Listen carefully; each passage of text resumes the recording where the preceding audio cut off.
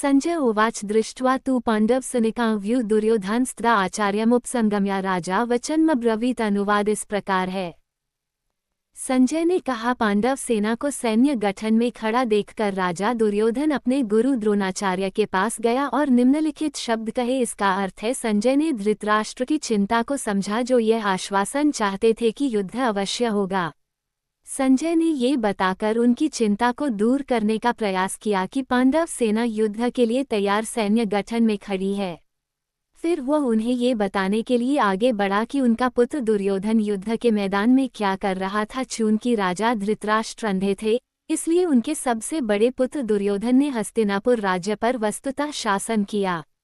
महाभारत में उन्हें बहुत असभ्य, अहंकारी, दुष्ट और स्वभाव से क्रूर बताया गया है। बचपन से ही उन्हें देवताओं से सख्त नफरत थी। पांडवों को नीचा दिखाने का कोई मौका नहीं छोड़ा।